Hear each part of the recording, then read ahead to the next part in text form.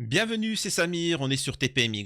Aujourd'hui, on va parler d'une actualité. On va parler de la Corée du Sud et de l'islamophobie de Israël, etc. En effet, nous avons Richard Malka, je vais vous expliquer qui il est, avocat, qui explique que le problème dans l'humanité, c'est l'islam. Et qu'à un moment, il va falloir régler ce problème-là. Donc, il est bien évidemment qu'il a été soutenu par Juan Branco, tous les dissidents, Bassem Braiki et Idrissa Berkane. Mais voilà, mais bon. Et qu'il est combattu par tous les catholiques, les athées, les protestants et machin. C'est comme ça, on est en France. Cherchez pas, trouvez pas la logique. Donc, il explique que toutes les violences, enfin, tous les problèmes de ce monde viennent des musulmans. Ça, c'est une chose, même si on pourrait remettre ça en doute, mais on y reviendra. On va en parler aussi un petit peu de la Corée du Sud, où il y a deux problématiques. Israël a essayé de pervertir la Corée du Sud, qui soutient la Palestine, comme tous les pays du monde, tous les peuples du monde soutiennent la Palestine, n'en déplaise comment il s'appelle, Bassem Braiki, Idrissa Berkane et tous les influenceurs sionistes. En France, on essaie de vous faire une propagande en vous disant que c'est les musulmans qui soutiennent la Palestine. Non, c'est tout être humain qui voit un génocide, voilà, hein, ça l'affecte. Donc ça, bon. Et aussi, il faut savoir qu'il y a une scène dramatique où le président, le premier ministre, tout du moins, non, si je me trompe pas, non, c'est le chef de l'opposition, je me trompe pas, qui a failli être président ou ancien président, je me rappelle plus, excusez-moi, là je dis de tête, il a été poignardé au cou en direct, et donc on va revenir sur cette actualité. Alors je vous invite fortement à ne pas regarder sur Twitter la vidéo. Âme sensible, s'abstenir, vraiment. Là, je vous fais ma vidéo et je vous montrerai pas la scène parce qu'elle est filmée. On voit tout. C'est spécial, quoi. C'est spécial. Mais bon, tu me diras maintenant, grâce à Israël, on a un petit peu immunisé face à en voyant la barbarie. Hein. Mais bon. On va revenir tout de suite sur les propos de Richard Malka, si ça vous dérange pas. Hop. J'avais décidé de... Ah, hop, j'ai failli oublier. Oh, bah dis donc. Tu vois, il y en a qui m'ont dit, ah, mais c'est bien, il fait pas sa pro. Je vous invite à vous abonner à la chaîne, laisser un commentaire, liker pour le référencement de cette vidéo, mais abonnez-vous, c'est très important.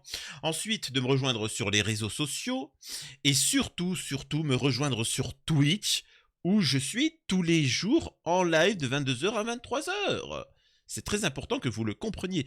Du lundi au jeudi, pour parler de l'actualité, débattre, échanger, rigoler, etc. Et à partir de vendredi, c'est plus détente. S'il y en a qui jouent aux jeux vidéo, sachez que j'offre des branlées gratuites. Hein. Mais bon, une fois qu'on a fini de dire ça, on peut démarrer la vidéo. plus venir dans des médias parce que je pensais avoir dit tout ce que j'avais à dire jusqu'à ce dernier attentat qui concerne effectivement une question qui m'est chère puisque c'est celle de la liberté d'expression, cette histoire des Corans brûlés sur laquelle j'avais publié il y a quelques semaines une longue tribune dans Le Monde. Alors moi je comprends pas Richard Malka, est-ce que tu peux m'expliquer un truc? Pourquoi Benjamin Ledig, il a twerké dans une église? T'as expliqué que c'était la liberté d'expression, Richard Malka, hein? Et Zemmour et Abou et compagnie. Pourquoi? Alors vous allez me dire oui, toi en tant que droitardé, t'es là, oui, bah c'est la liberté d'expression, je veux bien. Tu t'en fous d'une église, je veux bien. Il a pris le Coran et s'est essuyé avec, je veux bien, liberté d'expression. Bah alors pourquoi une femme, elle est venue, elle a pris une kippa, elle a craché dessus, elle a pris 4 mois ferme? Parce que tu as un droitardé et que ton pays, c'est pas la France, ton pays, c'est Israël, point barre. C'est les faits. N'en discute pas, espèce de droitardé. Tu vois. Tu peux critiquer autant que tu veux les gauchos bobos, mais leur pays à eux, c'est la France. Alors c'est vrai qu'ils veulent la transformer ça en faisant venir tous les gens de l'étranger. C'est vrai que ça, c'est la problématique pour moi au niveau de la gauche. Et leur wokisme et leur mouvement machin etc, ça me dérange, et c'est pourquoi de toute façon jamais je voterai tout court, mais c'est ce qui me dérange, mais vous n'êtes pas mieux, hein, si ce n'est pire, hein, parce que vous voulez vendre la France. Bref. Si on revient sur la séquence que vous venez... Vous avez peur, hein, quand je dis ça, hein. Ah, y a personne qui dit ça, hein. Y a personne qui mentionne ça. Bassem Braiki va pas sortir ça, Zemmour il va pas sortir ça, ils vont pas parler du fait qu'une femme a craché sur une kippa, elle a pris 4 mois ferme. Et par contre, de dire que, comme Zemmour, dire que Jésus c'est l'ennemi, c'est l'homme le plus dangereux du monde, c'est particulier quand même. Mais bon. D'évoquer, nous avons donc un individu qui, au nom de sa religion, qui, au nom de son Dieu, a tué des personnes qui n'avaient rien à voir dans cette histoire, totalement innocentes. Ça, c'est sa justice divine. Nous avons ici, en France, une personne qui a tué un enseignant. Non, alors sa justice divine, la justice divine, donc il parle du Coran, il parle de ce que souhaite Allah. Non, justement, les innocents, c'est interdit. C'est strictement interdit de tuer les innocents. Par contre, Richard Malka, toi, dans ta religion, tu peux. C'est autorisé du moment que tu es un goïm. Donc, ne confonds pas, s'il te plaît. Ne confonds pas, parle pas de justice divine. Quelqu'un peut faire quelque chose, machin, mais là, il s'attaque à l'islam. Si on doit comparer l'islam avec tes textes, tu sauras que nous, c'est interdit de mentir, d'être manipulateur, de tuer, de violer, de tout ça, tu vois. Donc, ça, c'est pas Bassem Raiki qui vous le dira. Qui n'avait rien fait, qui n'avait lui même pas montré de caricature, contrairement à Samuel Paty, puisqu'on a reproché jusqu'au Collège de France à Samuel Paty d'avoir montré des caricatures, un innocent. Et il a été tué au nom d'un Dieu et au nom d'une religion. Alors j'aimerais simplement dire, parce que je vais mettre les pieds dans le plat, à un moment, il faut regarder les choses en face. Ça fait maintenant 8 ans qu'on se gratte la tête en se disant mais qu'est-ce qu'on va faire des personnes fichées S et on ne sait toujours pas. Ce message d'impuissance politique, Il faut savoir que la moitié, 40% des fichiers S sont des gens de l'extrême droite. Hein. T'as tous les droitards, sont là. Ouais, fichier S, en prison. Mec, tu sais que la moitié, c'est des gens d'extrême droite.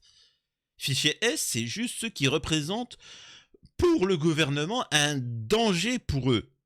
Ils n'ont pas dit un danger pour la France, pour les Français. Un danger pour le système. Quelqu'un qui appelle comme moi à ne pas voter et à arrêter ce truc-là, c'est un dissident réel au pouvoir. Vous voyez ce que je veux dire? Et t'as certaines personnes de droite, d'extrême droite, même si j'aime pas ce terme-là, qui représentent un vrai danger pour la République. Les royalistes sont fichés S. Comprenez-le bien. Ça est très, très, très préoccupant. Et surtout, mettons les pieds dans le plat. Je veux dire que si on ne regarde pas les choses en face et si on ne dit pas que le point commun de toutes ces attaques terroristes que l'on vit depuis des années, c'est la religion, alors on ne dit rien. Moi, j'aimerais qu'on pose une question, c'est qu'on se renseigne un petit peu sur la France. Comment ça se fait qu'elle s'est dégradée? Qui est à l'origine de l'immigration, de la colonisation, de l'esclavage, de tout ça? Moi, j'aimerais bien qu'on se renseigne là-dessus. Vraiment, moi, je suis quelqu'un de très curieux. J'aimerais vraiment savoir tout. Tu vois, et on verrait, on essaie de savoir qui est qui, s'il y a une religion particulière qui fout la merde ou machin. J'aimerais bien que dans l'histoire de l'humanité, on se renseigne un petit peu pour savoir, tu vois. Non? Alors, je dis ça, je dis rien. Au fait, au niveau de la taxe carbone, parce qu'il y a des gens qui sont en train de crever, hein, je sais pas si vous êtes au courant, mais dans les hôpitaux, t'as des gens qui sont malades et ils sont obligés d'attendre 7 heures dehors avant d'entrer à l'hôpital. C'est qui a volé 10 milliards d'euros à la France? 10 milliards. Tu règles tout le problème de la santé en France. 10 milliards, c'est qui? Ils sont 10. Bon, l'argent est parti en Israël, mais... je sais pas, faudrait peut-être se renseigner, Richard Malka. Hein? Non? C'est pas Bassem Raiki qui dira ça. Hein? C'est pas vous. Eh, c'est pas les musulmans qui iront dire ça. Hein. Alors moi, je suis musulman, mais je me considère comme un peu un musulman hors de France. Tu vois? Des millions de musulmans qui vivent paisiblement leur religion, de la même manière que les chrétiens vivaient paisiblement leur religion au moment de l'Inquisition. Mais il y a aussi un nombre significatif de personnes qui considèrent que critiquer la religion, ce n'est pas possible, ce n'est pas acceptable, et que donc ça doit, et que pour les plus extrémistes d'entre eux, ça peut entraîner la mort, y compris d'innocents. En Russie, c'est un pays protestant.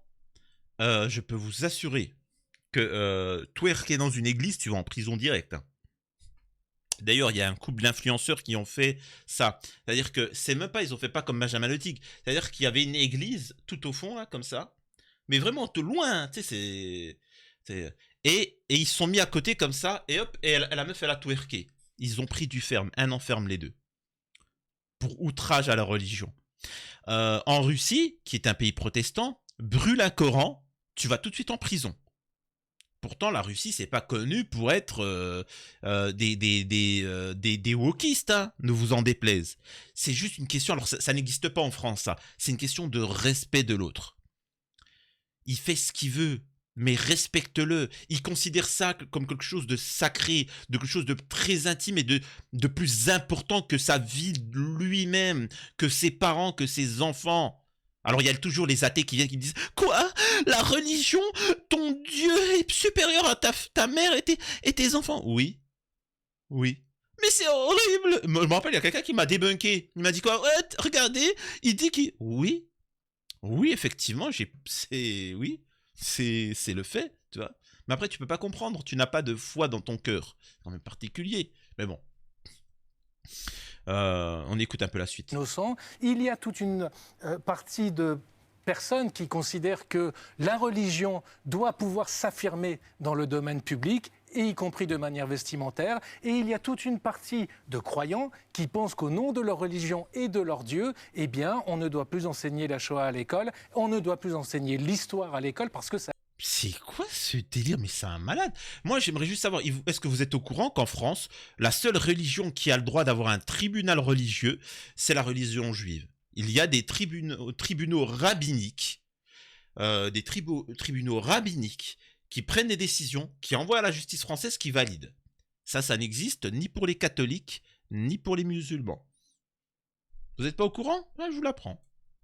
Ça les dérange. Quand est-ce qu'on va enfin comprendre que la religion telle que elle est ainsi pratiquée, c'est un enfermement, c'est un instrument d'infantilisation, d'asservissement, et en particulier des femmes, et que ça doit rester dans le domaine privé. C'est ça la laïcité. C'est la laïcité. La laïcité, souvent, tu as des Français qui ne connaissent pas la religion, et j'ai vu, hein, même moi, avec des abonnés, et c'est là où tu vois qu'un mensonge, plus tu le répètes, plus ça rentre dans la tête des gens.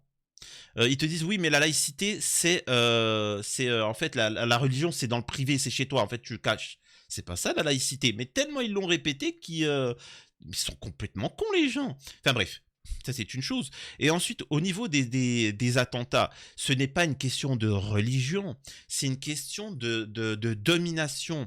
Quand tu vas dans des pays et que tu les dégommes, tu les détruis, que tu fais des violences, tu les déstabilises, ça crée des gens qui veulent se venger, qui se radicalisent et qui viennent se venger. C'est ça. Demain, c'est pour ça qu'on est aussi responsable. Le malheur, c'est que parfois, souvent, c'est les innocents qui en sont victimes, mais ce ne sont pas les coupables, ce ne sont pas les gouvernants. Mais de toute façon, malheureusement, c'est comme avec les manifestations. Regardez, quand vous n'êtes pas content d'une loi ou autre, les manifestants, qu'est-ce que vous faites? Toi qui as manifesté, là, tu me regardes. Tu as été manifesté où? Devant des commerçants, devant le petit peuple, c'est-à-dire les gens de ta ville qui pètent la misère, qui sont commerçants, qui galèrent, et ben t'as été manifesté, tu leur as fait chier. Mais vous êtes jamais allé manifester, bloquer vraiment les organes de pouvoir, etc. Jamais. Et le problème de ceux qui font des attentats ou autres, ils s'attaquent à des civils, et c'est ça qui est ignoble. Au lieu de s'attaquer aux organes de pouvoir qui sont responsables des dégâts dans les... Il faut savoir qu'au nom de la France, à l'heure actuelle, on génocide, on viole, on abuse. Alors nous, on ne le ressent pas, c'est pas nous, on n'est pas responsables, mais parce qu'on est nous-mêmes, et c'est le message qu'il faut transmettre au monde entier. Nous-mêmes, on est asservis en France, notre gouvernement, il nous met la misère, même limite plus que chez vous, hein. C'est donc une fois que les gens ont compris ça, le monde entier a compris ça. Demain la Russie, Poutine, il arrive avec des chars en France. Je peux t'assurer que les Français ils sont là. Vas-y, tiens des roses, tiens des roses. Le chemin pour Matignon, c'est là-bas. Tu vois. Prends un raccourci, je te donne un petit raccourci. Tu vois, le Français il va pas dire non, touchez pas au gouvernement, non. Donc vous voyez, c'est ça qu'il faut comprendre dans le drame actuel, c'est que tout a tes conséquences. Tu vois, tu ne peux pas génocider un peuple, déstabiliser un peuple sans qu'il y ait des conséquences. C'est comme un corps, la planète, c'est comme un corps humain. Si tu délaisses une zone, elle va pourrir et tu vas en subir les conséquences tôt ou tard. Alors pas au début, mais après tu vas les sentir. Enfin bref. Je répète que l'immigration massive est due à ça. Je rappelle, la Syrie, il n'y a jamais eu d'immigration libyenne ou syrienne massive en France à l'époque, parce que c'est des pays qui vivaient très bien. On les a déstabilisés, on a attaqué la Libye, on a attaqué la Syrie, hein, ne vous en déplaise, pour ceux qui s'en souviennent pas. Et maintenant, on a déstabilisé, les pays sont en misère, sans truc, et il y a énormément de migrants. Donc la solution, c'est pas de les accueillir, les migrants, c'est de s'excuser d'avoir déstabilisé leur pays, revenir, rebâtir le pays, et les aider à refaire comme ils étaient, et puis voilà, et la solution sera réglée, tu vois. La laïcité a été inventée, j'en aurais terminé, précisément pour... Bon allez, on va arrêter de l'entendre déblatérer, tu vois. Judaïté, Babylou, pastafarien. Né en 68, Malka est d'une génération qui entretient avec la religion un rapport détaché, décomplexé. Il n'a connu ni crise mystique, ni revirement anticlérical. Il traite sa culture juive avec distance affectueuse. Tailleur pour dame et mère au foyer. Ses parents sont des juifs libéraux, venus du Maroc, comme Raymond Abou, qui tenait à ce qu'il passe sa bar mitzvah. Lui se félicite d'avoir étudié le Talmud pour l'agilité d'esprit. Moi, ce que je comprends pas, c'est que le Talmud, c'est quand même assez violent. Est-ce que Richard Malka condamne le fait de pouvoir abuser d'enfants de 0 à 3 ans? Est-ce qu'il considère que les goyim, les non-juifs, méritent d'être des sous-êtres et qu'on doit les servir? J'aimerais qu'il s'explique là-dessus, tu vois. Richard Malka est un ami de longue date de Caroline Fourest. Quand celle-ci participait à la rédaction de Charlie Hebdo, celui-là assurait depuis 92, et assure toujours, la défense du journal devant les tribunaux. Les deux partagent la même idéologie, voire les mêmes idées à propos de la laïcité et de l'islam. Vous voyez bien que c'est un truc ils n'en démordront pas. Ils ont un souci avec l'islam, constamment l'islam. Enfin bon.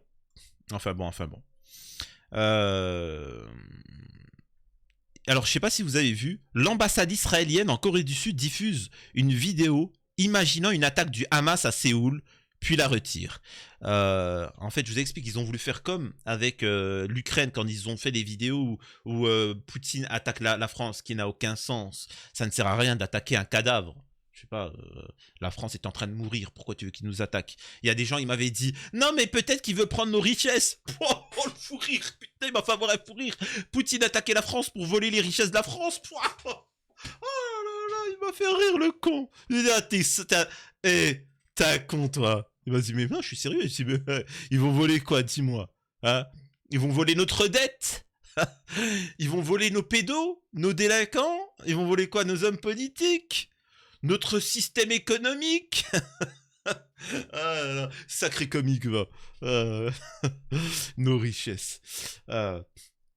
Et donc, Israël essaye de faire la propagande. Alors, ça marche que en France, grâce aux influenceurs musulmans. Me demandez pas pourquoi. C'est comme ça, c'est les musulmans de France.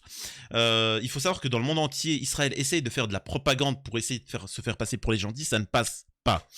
Chez les pays catholiques, protestants, athées, machin, ça ne passe pas. Il n'y a que en France où ça passe, grâce aux influenceurs musulmans. Je serais certainement menacé par les musulmans pour avoir dénoncé ça, mais bon, qu'est-ce que je vous dis. Et donc, ils ont voulu faire la même chose en Corée du Sud, sauf que la Corée du Sud soutient la Palestine, comme les Japonais soutiennent les Palestiniens. La vidéo montre l'enlèvement d'une femme sud-coréenne par des assaillants armés, qui la séparent de force de sa fille. Une allusion à l'attaque du 7 octobre en Israël, jugée inappropriée par la Corée du Sud. Le clip controversé a été diffusé par la chaîne locale. L'ambassade israélienne en Corée du Sud a retiré de ses réseaux cette vidéo, jugée inappropriée par le ministère sud-coréen des Affaires étrangères.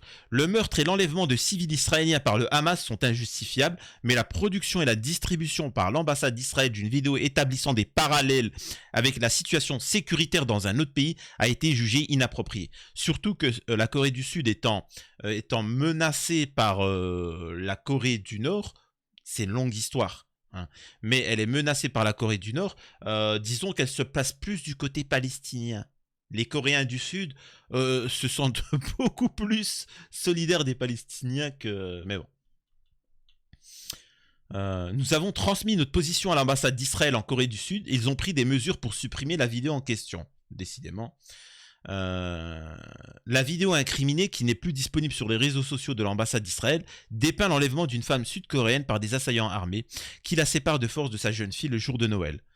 Il faut savoir que 20% des Coréens sont chrétiens. Les images étaient accompagnées d'une légende rappelant l'attaque du Hamas sur le sol israélien, qui a fait 1000 morts en majorité civile selon un décompte de l'AFP. Et a conduit à l'enlèvement de 250 personnes.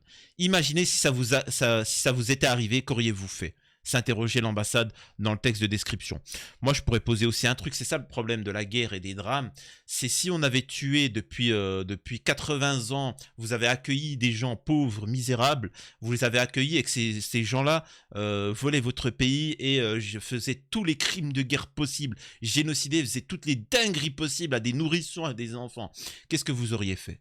Ça, c'est une question qui jamais les musulmans oseront poser, les influenceurs musulmans en France. Au moins 21 000 morts à Gaza, au moins. Et ça, la moitié, si ce n'est plus, ne sont que des nourrissons ou des enfants et des femmes. C'est un génocide et ce n'est que le début. Donc ce n'est pas combattre le Hamas, c'est combattre tout simplement l'humanité. Parce que après le Gaza, là, ils vont s'occuper là, de ceux qui ne glandent rien. Vous savez, ceux en Cisjordanie, je sais que ça déplaît les musulmans en France, mais en Cisjordanie, là, ceux qui sucent le pouce et qui font rien, au lieu de défendre leurs frères, tu vois. Non, ils n'interviennent pas. Donc la prochaine étape après Gaza, ça sera la Cisjordanie.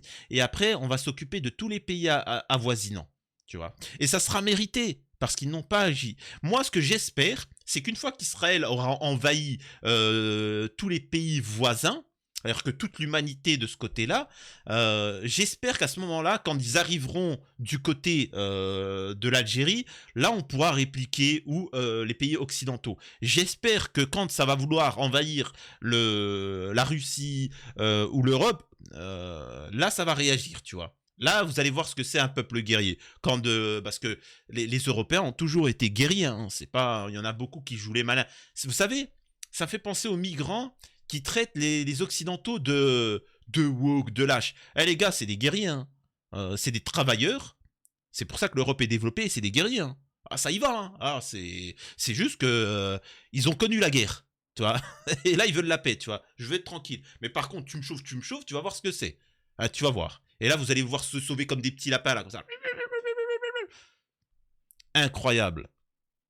Mais bon, on verra. Espérons qu'une fois qu'Israël aura atteint ces limites-là, que les vrais décideront d'intervenir. Et des faits, ne vous en déplaise, les pays voisins Israël ne font rien. Ne sentent pas ils sentent la menace, mais ils ne peuvent pas agir. C'est comme ça. C'est de la lâcheté.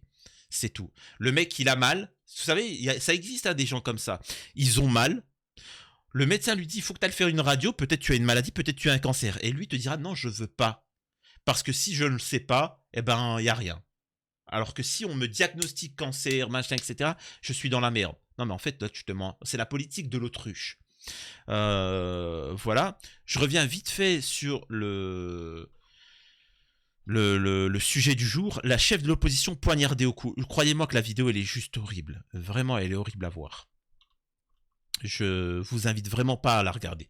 Le chef du Parti démocrate de Corée du Sud et le leader de l'opposition Lee Jae-myung a été poignardé au cou ce mardi vers 10h30, à 2h30 du matin heure française, lors d'une visite sur l'île Gadeok, près de la ville portuaire de Busan, dans le sud-est du pays. L'attaque de l'agresseur, visible dans des séquences vidéo et des photos, s'est déroulée après que Lee avait visité le site d'un projet d'aéroport et repartait vers les voitures en discutant avec des journalistes et des badauds sur les vidéos. On voit un homme d'une 60aine d'années portant une couronne en papier avec le nom de Lee dessus s'approcher du groupe pour demander à Lee un autographe. Et alors que celui-ci parle toujours, il se précipite en avant et l'attaque. Bras tendu avec un couteau d'au moins 20 cm sous le cou. Lee est repoussé dans la foule derrière lui, il grimace et s'effondre au sol. L'agresseur est rapidement maîtrisé par des hommes, dont des policiers, selon les images. Selon Jing Yang-hwa, un partisan de Lee, qui était présent sur les lieux, qui retransmettait l'événement en direct, plus de 2 douzaines de policiers étaient présents au moment d'agression. Tandis que Lee était allongé au sol, les yeux fermés, Des gens pressaient un mouchoir contre son cou. Le chef de l'opposition sud-coréenne a d'abord été transporté conscient à l'hôpital de Busan avant d'être emmené vers 13 heures en hélicoptère à l'hôpital universitaire de Séoul, la capitale, où il doit subir une intervention chirurgicale. Sa veine jugulaire aurait été touchée, selon un porte-parole de son parti, mais sa vie ne semble pas en danger. Alors si elle ne semble pas en danger, il y aura quand même des séquelles, mais heureusement que ça ne s'est pas passé en France. Hein.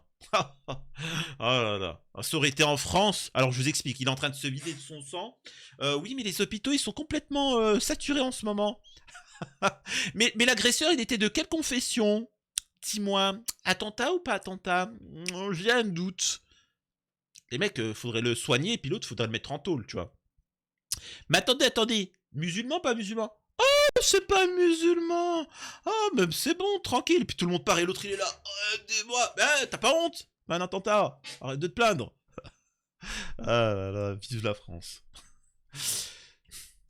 Son agresseur a fait valoir son droit au silence, selon le quotidien Busan Ilbo, qui a affirmé que la police nationale va mettre en place un quartier général d'enquête. Voilà, après on revient sur l'homme politique, comme quoi qu'il y a des accusations de corruption, il y a plusieurs problématiques et ainsi de suite.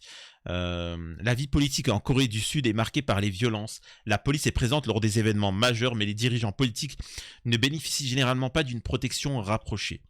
Le précédent de Lee, Song Young-gil, a été attaqué en 2022 lors d'un événement public par un agresseur qui lui a lancé un objet contondant sur la tête, provoquant une lacération. En 2015, Mark Lieper, alors ambassadeur des États-Unis en Corée du Sud, a été agressé par un agresseur alors qu'il assistait à un événement public souffrant d'une large entaille au visage. Voilà. Alors, là, c'est quoi? Vous voulez mettre l'islam dans l'affaire? Tout ça pour vous dire que ce n'est pas une question de religion, c'est une question de quand il y a des dérives, quand il y a un manque de justice dans un pays ou autre, eh ben les gens décident de se faire justice eux-mêmes. Et c'est ça qui est dramatique. C'est-à-dire que la justice a été défaillante et ça crée des fous qui décident de se faire justice eux-mêmes. Et forcément dépassent les limites. C'était l'actualité du jour. Prenez soin de vous, laissez un commentaire pour le référencement. Merci de tous ceux qui m'ont soutenu sur Twitch et ceux qui viennent pour s'abonner en faisant un don sur Twitch. C'est grâce à vous qu'on peut se développer et merci à vous. Et surtout que si demain il devait y avoir censure sur cette chaîne, eh ben au moins on pourrait continuer à se retrouver sur Twitch tous les soirs. À la prochaine, c'était Samir TPMY.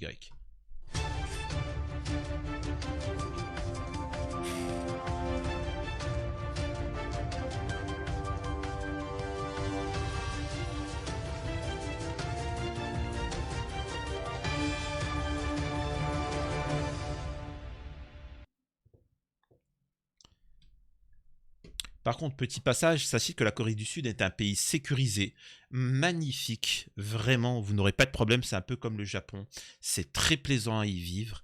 Et pour ceux qui, encore une fois, demandent pourquoi c'est sécurisé alors que dans d'autres pays, non, c'est la justice. Elle est très très très sévère, hein, elle condamne très vite, elle frappe dur et fort. Pour certains tout du moins.